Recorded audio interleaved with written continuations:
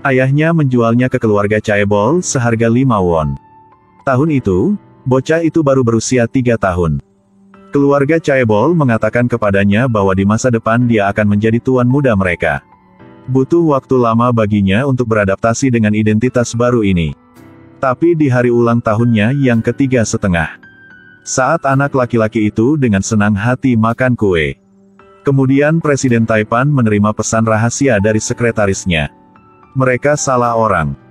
Wajah aslinya juga terungkap. Dia tidak menunjukkan belas kasihan dan menendang anak itu keluar dari rumah. Tidak peduli berapa banyak dia menangis dan memohon. Maka Presiden hanya mengatakan satu kalimat. Persetan. Bocah itu tidak mengerti mengapa dia tiba-tiba ditinggalkan seperti itu. Bocah itu berjongkok di depan gerbang menunggu Presiden membawanya kembali ke rumah. Tapi setelah sekian lama, Presiden baru muncul. "Tae Chona, jangan keluar dulu." "Ya, Ayah." "Tidak, anak ini belum pergi." Baru sekarang dia mengerti. Bocah itu adalah putra Presiden sendiri. Dia tidak keberatan membiarkan hidupnya yang bahagia berakhir begitu saja. Selama pergumulan, bocah itu didorong oleh sekretaris dan jatuh ke lemari kaca. Pakaian anak laki-laki itu diwarnai dengan warna merah darah. Sekretaris sekarang tiba-tiba melunak. Dia memberitahu bocah itu bahwa orang tuanya di pedesaan akan menjemputnya.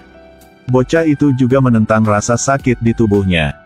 Tapi memeluk anjingnya dan menunggu di tengah hujan. Tapi setelah menunggu begitu lama, dia akhirnya menunggu sesuatu yang tidak terduga. Mobil Wuling dengan high beam menyala, menabrak langsung ke arah orang tua anak itu. Ayah anak laki-laki itu menyebabkan mobil terbalik untuk menghindari mobil itu. Tragedi terjadi lagi, anjing anak itu tidak ada lagi. Dan juga membuat orang tuanya pergi selamanya. Dalam sekejap mata, seluruh dunia tampaknya hanya tersisa dengan bocah ini. Anak laki-laki itu ingat saat ibunya memanggilnya pulang untuk makan malam. Dengan senyum di wajahnya. Bocah itu ingat saat keluarga beranggotakan 3 orang berkumpul. Meski miskin, tapi sangat bahagia. Benih kebencian juga mulai tumbuh di hati anak itu. 20 tahun telah berlalu dalam sekejap mata. Setelah dewasa, dia menjadi stuntman. Saat terjun payung, itu tidak menyimpang sama sekali. Yang jatuh di haluan putri Presiden kapal pesiar. Gadis kecil Monae. Dia sangat tertarik dengan pria yang jatuh dari langit ini. Dia penasaran dan bertanya film apa yang dia syuting. Tapi setelah dia melihat putri sulungnya Tae Rieo, tiba-tiba tercengang. Apakah paman malaikat? Kata-kata seorang gadis kecil memecahkan suasana canggung untuk saat ini. Monae mengundangnya untuk terbang ke sini lagi besok. Setelah itu, orang ini juga dibawa pergi oleh staf kru film. Tapi ketika dia pergi, mata yang dalam itu juga memperjelas keinginannya untuk membalas dendam. Di malam hari, ketika Monae kembali ke hotel, dia melihat pria itu lagi. Dia buru-buru menyuruh pengemudi untuk menghentikan mobil. Setelah itu, dia membawa cucunya dan berlari. Ketika mereka menyuruhnya berhenti di tengah aula, ternyata dia salah orang. Ketika dia menoleh untuk melihat, dia tidak bisa melihat cucunya. Ketika kedua saudara perempuan itu berlari mencari gadis kecil itu. Kemudian dia sangat senang karena dia menemukan malaikat. Dia menatapnya dengan wajah tersenyum tetapi tidak berbicara. Lalu berbalik dan diam-diam pergi ke teras. Gadis sederhana itu juga mengikutinya jauh. Tapi dia tidak tahu bahaya akan datang padanya. Gadis berusia 3 tahun tersenyum gembira meraih tangan pria itu. Gadis kecil itu memerintahkannya untuk melakukan pertunjukan jatuh bebas untuknya. Melihatnya beraksi, gadis itu segera mengulurkan tangan dan mendorong.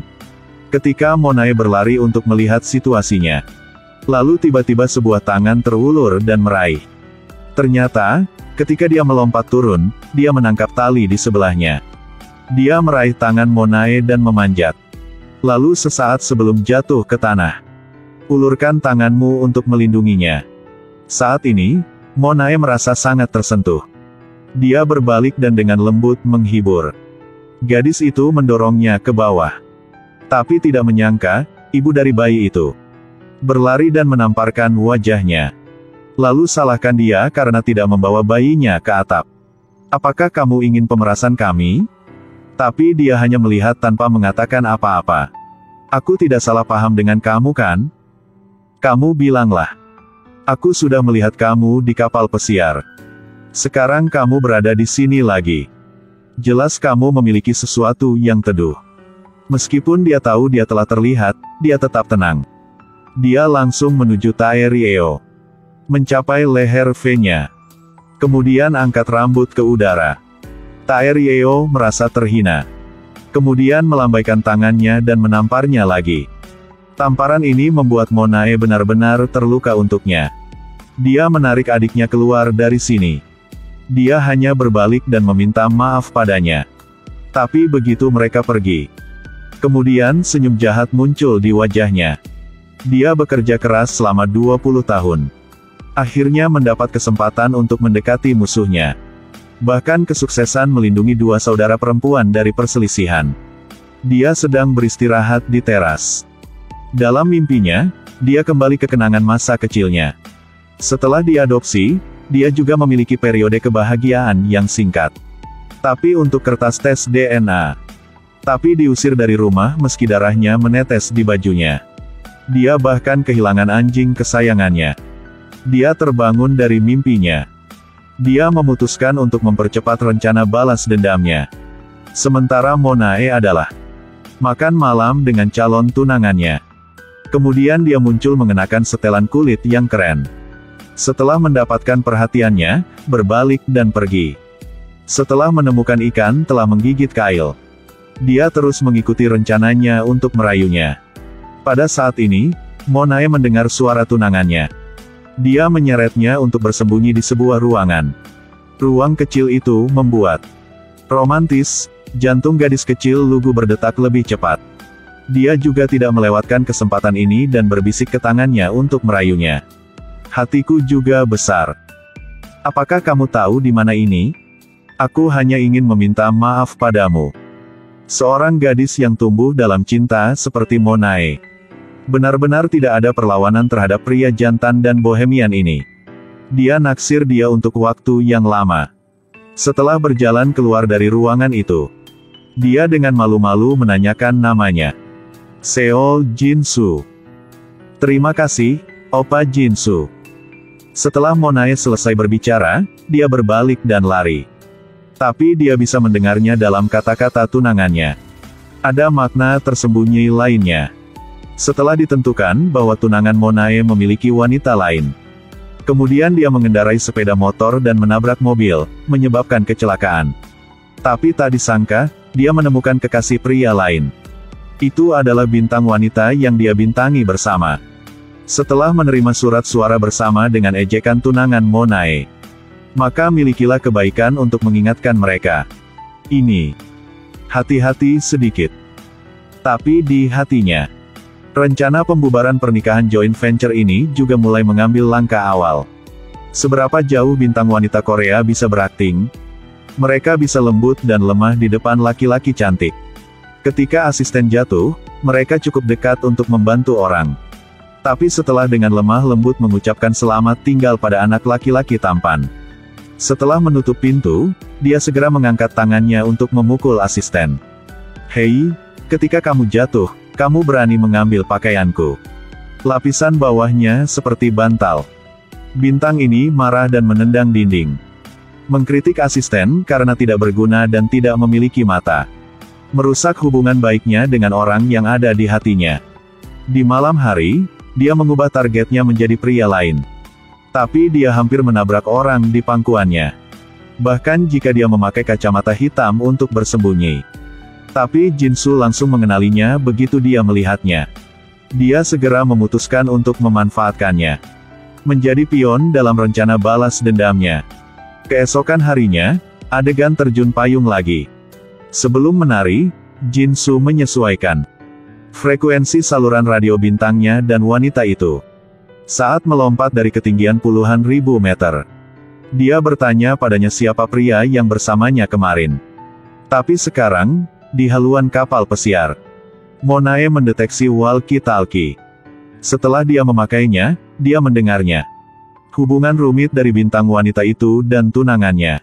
Lihat dia mengalungkan kalung di lehernya. Dia mencondongkan tubuh ke dekat telinganya dan berkata dia mencintainya.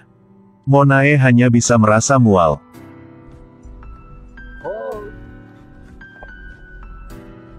Tetapi saat ini di udara juga hal-hal tak terduga terjadi. Jinsu karena telah menyelamatkan bintang wanita. Tetapi jatuh langsung dari ketinggian beberapa puluh ribu meter.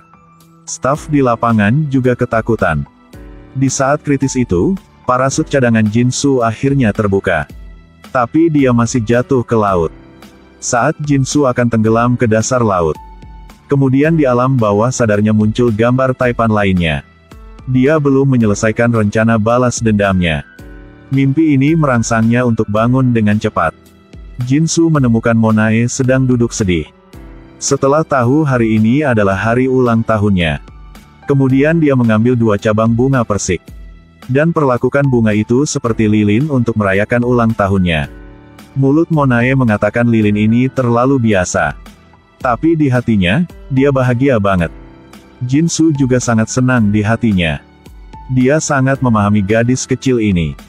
Pada saat ini, seorang pria datang. Memperingatkan Jinsu untuk menjauh dari adiknya sebentar. Dan dia juga putra presiden sendiri. Menggantikannya, Taechon. Jinsu pergi ke pesta ulang tahun Monae. Ketika dia melihat keluarga Taipan. Tahun itu menghancurkannya dan dia kehilangan keluarganya dan sekarang mereka bahagia bersama. Tapi yang membuatnya merasa beruntung adalah Taechon tidak diterima oleh istri Taipan. Dia juga dimarahi karena tidak berpendidikan. Monae juga kehilangan simpati untuk tunangannya. Melihat pernikahan 2 keluarga terancam putus. Jinsu setelah kembali ke rumah. Dia mengoreksi semua informasi yang dia kumpulkan. Terkait dengan keluarga Chaebol selama 20 tahun terakhir. Dia memilih target berikutnya. Sangat cepat, Taechon ditahan oleh polisi. Ini Anda, bukan? Apa? Kami mengundang Anda untuk pergi sama kami ya.